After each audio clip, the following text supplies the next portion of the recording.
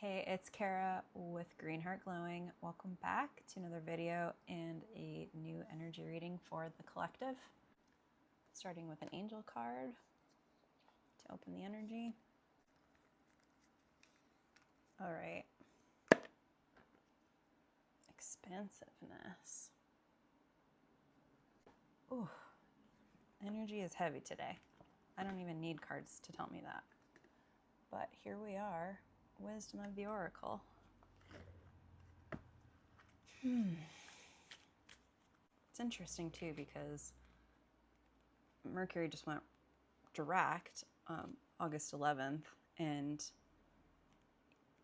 Mercury's in shadow phase now for the next 2 weeks, but still this week has a feeling of like Mercury retrograde usually feels like more of a forward movement in communication and ease of speaking and thinking and processing things, but it feels very still like airy and spacey, and there's a heaviness happening where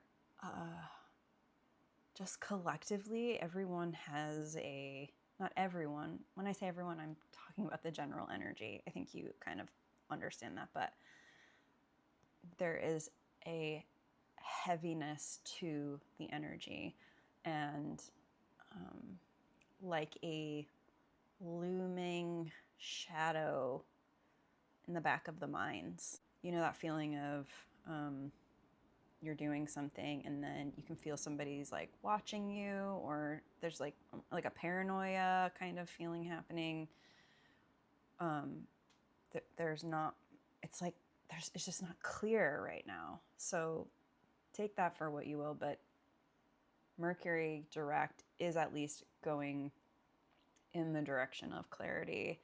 But with all of the other planets currently retrograde, it's still like just boots in mud kind of feeling. Okay, let me pull this card.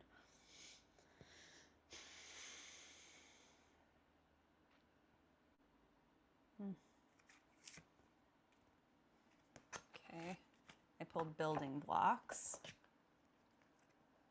Card 28. What's that card? I opened to the page that said, why? It's like, yeah, building blocks. I don't know what that is telling us, but here we go. Strong foundations, a beautiful work in progress. Now is the time to address the cracks in the foundation of your life. Perhaps your values have changed, and it is time to strengthen your convictions and let go of the things that no longer serve the vision you have for your life. Or perhaps you chose to ignore the signs that a situation or agreement you have entered into is not right for you. Remove the rotten pieces and reinforce your core moral strength and integrity. Now is the time for rigorous honesty, for you are called to renovate and upgrade your consciousness. You will be so happy when you do. Spirit has a spectacular blueprint for your life, far beyond your imagination. Don't be afraid to replace what's not solid. Expansiveness and building blocks. Yeah, I can get that vibe. There's this morning I went to do a reading and record myself, and I just felt like pit in my stomach, rock feeling, like my heaviness in my body and I couldn't transform that into an explanation. So I just turned the video off. I went for a walk with my dog in the forest, which does help me clear and process energy. But that is something that I want to communicate to you. That was the reading. And now I'm trying to go back and speak about it because I couldn't when I first opened to it. It was just like, and everything just shut down in me. And so that is part of the experience of going through this death rebirth process. And the tendency in these death rebirth processes is when we feel that heaviness is to get rid of it somehow and get to feeling better quickly. We're in a dark night of the soul right now as a collective consciousness and human species. And that sounds scary and dark and everything, but it is a process of transformation, which is something we all go through individually in our lives, like dark nights of the souls, like, you know, losing a family member that you love, or going through a breakup, or losing a job out of nowhere. The plague, COVID, initiated a lot of people into, it was almost like an awakening of the innocence that we all sort of had, or the obliviousness to the shadow aspects in our lives and in ourselves mainly, which is where it always comes from. But the process put people into a really dark place that I think is still working itself out for a lot of individuals.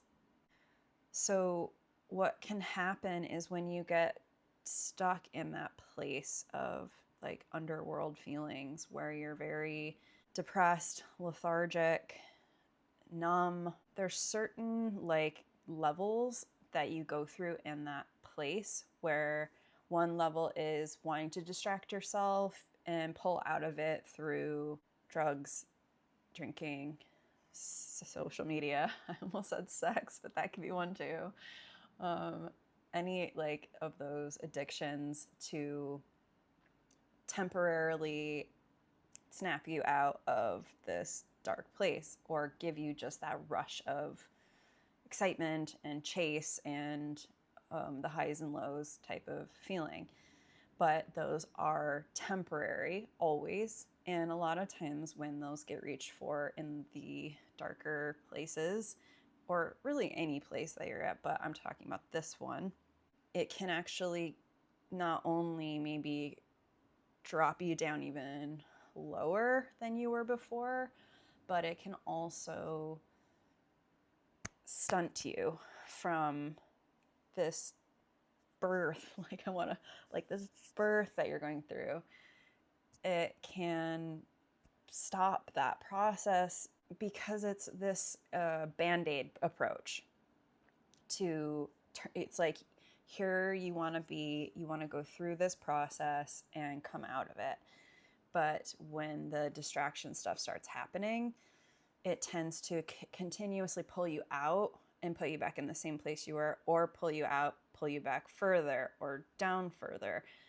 There is not really a processing through to get to the next level of consciousness, level of whatever transformation is asking of you. Oh, I wanted to say this book too is, I'm currently reading it for like the 8th time, but it is a really, really helpful book that I highly recommend if you're in a dark night of the soul, which I genuinely feel almost all of us on the planet are and have been for some time. This really gives a lot of insight to how to move through it in a way that is intentional, just really helps you navigate these places that people rarely experience in a full way.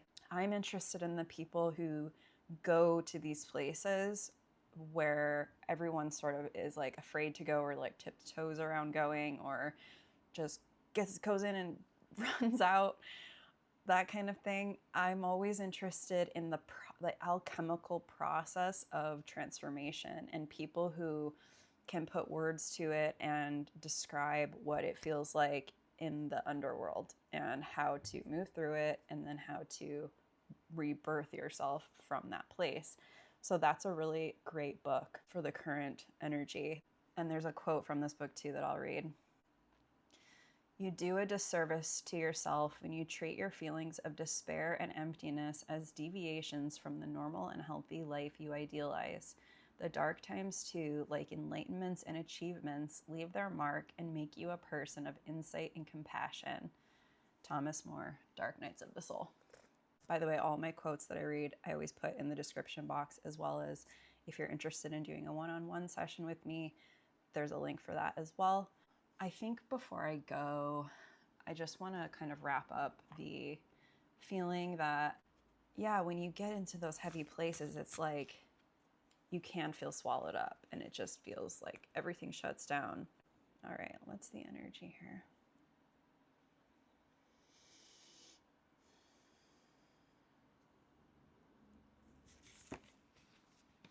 Ooh. Wow. Okay, love this one. Be in service. Okay, a lot of people who are going through experiences that are really heavy and dark and difficult, that experience a lot of times is what you are then called to help others with. People who tend to go through those kinds of experiences can get stuck in the narrative of like, why me? Why is this happening for me? And why aren't other people going through this as much as I'm going through this? But what I've learned is that those experiences are your calling in some way to be in service to others. When you heal something in your experience, you can always reach your hand back and help somebody else through it that's going through the same thing you just got through. And that can be a really fulfilling way to not only reframe the experiences that you've had, but even reframe the experience that you're currently going through. It turns you into a more loving and compassionate person to go through these dark moments if you don't allow it to stay heavy on you. If you find these different tools and resources to begin unlocking yourself from that heaviness. So hopefully some of that made sense for you. And I'll close with this quote from Trungpa Rinpoche. We have a fear of facing ourselves. That is the obstacle. Experiencing the innermost core of our existence is very embarrassing to a lot of people. A lot of people turn to something that they hope will liberate them without their having to face themselves. That is impossible. We can't do that.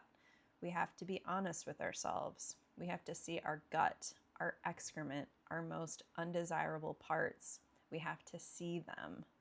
That is the foundation of warriorship, basically speaking. Whatever is there, we have to face it. We have to look at it, study it, work with it, and practice with it.